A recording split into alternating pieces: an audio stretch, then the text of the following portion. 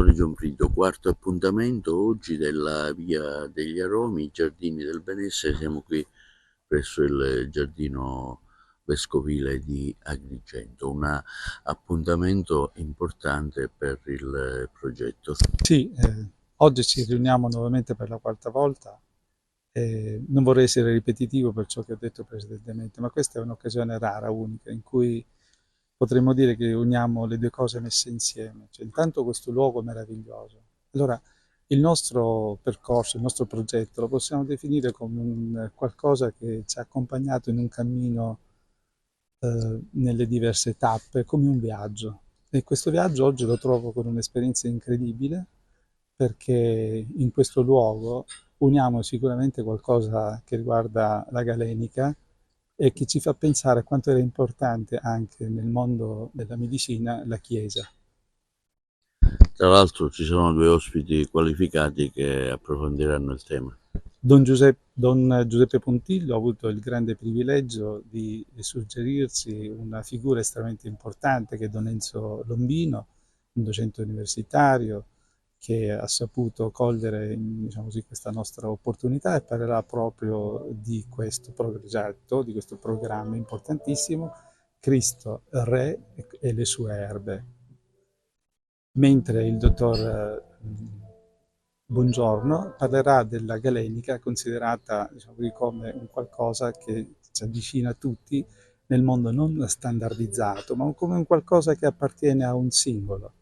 Vedete, la Galenica oggi è un qualcosa che riguarda, ripeto, solo la persona, solo chi si può prendere cura di qualcuno può avere un significato. È una medicina rivolta a un qualcuno, quindi qualcosa che viene preparato con amorevolezza, con gradimento e con la voglia dedicata a quella persona. Ci avviciniamo al quinto e ultimo appuntamento, che sarà a settembre, dove andremo a visitare la sua azienda agricola.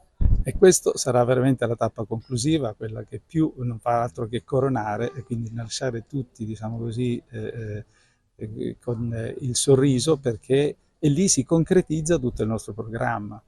Questo progetto, che ha avuto l'inizio nel 2019 con l'idea appunto della Via degli Aromi, rende non solo a noi questa realizzazione, ma anche all'intera comunità e alla città di offrire un'alternativa all'attività turistica e anche all'attività, diciamo così, del benessere, in cui uno va a farsi una passeggiata, a ristorarsi e a trovare se stesso.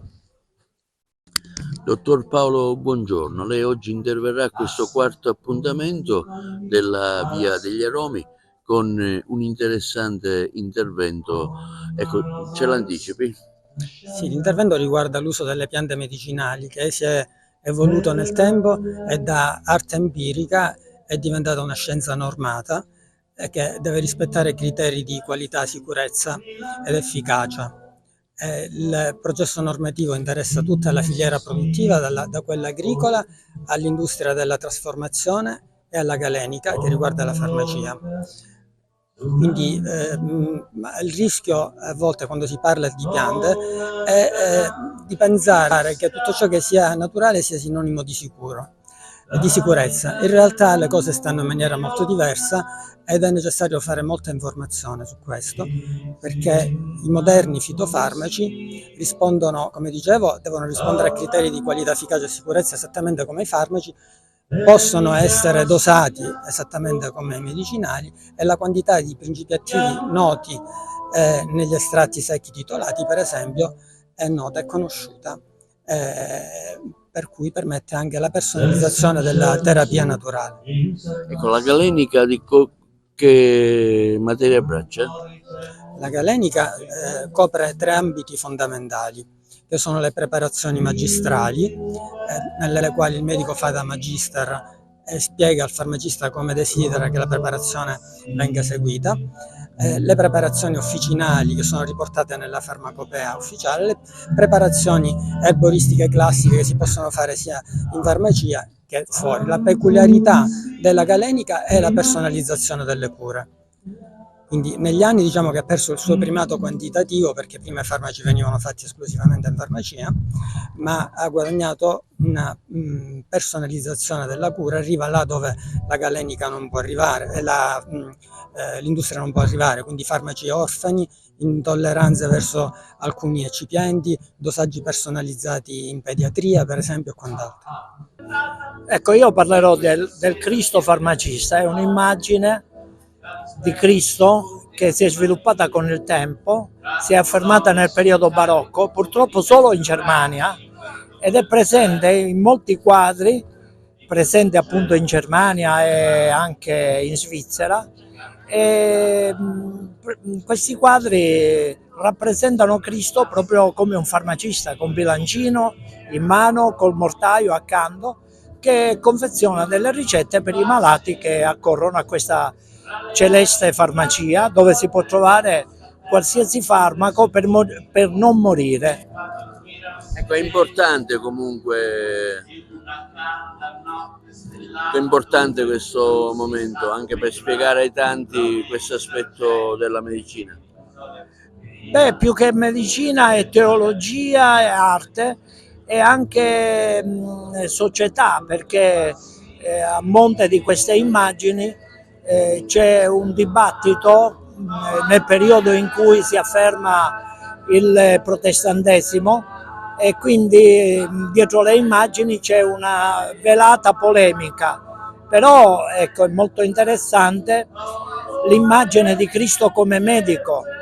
Nei primi secoli c'era questa immagine appunto che era predicata dai grandi padri della Chiesa, e poi a poco questa immagine è un po' sbiadita per fare posto ai santi, i grandi santi medici del Medioevo e guaritori del Medioevo, finché appunto si arriva a questa nuova presentazione di Cristo farmacista, perché appunto il cristianesimo è una religione di salvezza, anzi è la religione di salvezza.